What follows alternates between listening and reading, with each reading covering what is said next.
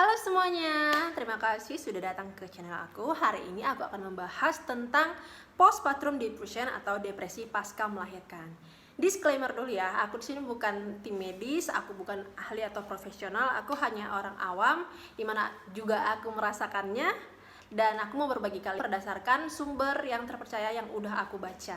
Apakah postpartum depression atau depresi pasca melahirkan itu benar-benar nyata? Ya. Apakah itu penyakit? Tidak. Apakah itu berbahaya? Bisa jadi apabila tidak ditangani dengan baik. Berdasarkan penelitian, setiap perempuan yang baru melahirkan akan mengalami baby blues sebanyak 70%. Sementara 1 di antara 10 perempuan yang baru melahirkan itu akan mengalami yang namanya depresi pasca melahirkan. Gejalanya adalah seperti mudah marah, sedih, menangis, merasa tidak pantas, merasa insecure, tidak percaya diri, dan penuh sekali dengan emosional. Mudah tersinggung bisa jadi, kehilangan nafsu makan, susah tidur, dan banyak lagi gangguan-gangguan mental yang menyerang. Nah, apa sih yang menjadi penyebab terjadinya depresi pasca melahirkan ini? Perubahan hormon estrogen dan progesteron yang sangat drastis menurun. Ini dapat membuat perubahan suasana hati yang cepat juga. Seperti tadi yang aku bilang, kita menjadi mudah marah, mudah sedih, tersinggung, ada perasaan bersalah, tidak dapat mengurus anak, bahkan sampai ada yang tidak mau memegang bayinya loh. Nah, yang gak kalah pentingnya untuk aku bicarakan adalah depresi pasca melahirkan ini akan semakin memburuk apabila kita tidak dapat dukungan dari orang-orang sekitar kita, dari lingkungan sekitar kita. Komentar-komentar negatif seringkali menyerang ibu yang baru melahirkan. Contoh yang pertama adalah ketika seorang ibu tidak bisa melahirkan secara normal atau mengeluarkan bayi dari vagina, terpaksa harus melalui operasi sesar. Nah, itu pun tetap dapat omongan-omongan negatif dari orang-orang. Sering kan dengar begitu, loh kok operasi sesar, kenapa operasi sesar? Operasi sesar itu bukan ibu yang sesungguhnya loh.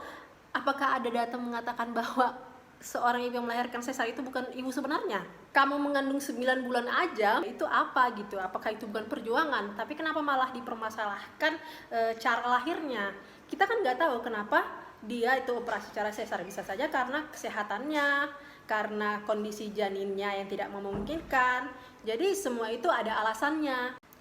Yang kedua, seorang ibu yang ketika baru saja melahirkan sudah mencoba IMD, sudah mencoba ini itu agar ASINya keluar, tapi tetap tidak bisa. Apalagi kalau sampai si ibu memberi susu formula kepada bayi. Nah, itu paling banyak nih. Itu paling banyak komentar-komentar dari para netizen yang membuat seorang ibu itu semakin drop, semakin memperparah depresi pasca melahirkannya, yang dibilanglah susu formula gak baik, susu formula itu membuat pertumbuhan bayi terlambat, membuat bayi tidak pintar, dan masih banyak lagi komentar-komentar negatif lainnya. Tidak mungkin susu formula itu dibuat asal-asalan ya, tidak mungkin tidak ada kandungan vitaminnya. Kalau tidak berguna, tidak mungkin dipasarkan sampai sekarang. Begitu pemirsa. Jadi kalau kita berkomentar itu harus hati-hati. Kita melihat kondisi apakah si ibu itu sedang baik-baik saja, apakah si ibu itu memiliki masalah kesehatan mental kah? Makanya tidak jarang nih kita lihat, kita tonton di berita-berita si ibu yang baru saja melahirkan atau sedang mengurus anak bayi menyakiti dirinya sendiri, bahkan lebih parahnya lagi menyakiti bayinya. Nah, itu perbuatan yang sangat kita kutuk ya. Tapi balik lagi ke belakang, kenapa bisa seperti itu? Kebanyakan dari tidak ada dukungannya dari orang-orang tercintanya. Bahkan banyak sekali orang yang menjudge seorang ibu harus menjadi ibu sempurna. Nggak ada. Saya rasa di dunia ini nggak ada ibu yang langsung plek jadi ibu sempurna. Semua ibu punya kekurangan, dan saya yakin ibu yang baik adalah ibu yang berusaha melakukan segalanya yang terbaik dari dirinya. Dan semua itu versinya beda-beda.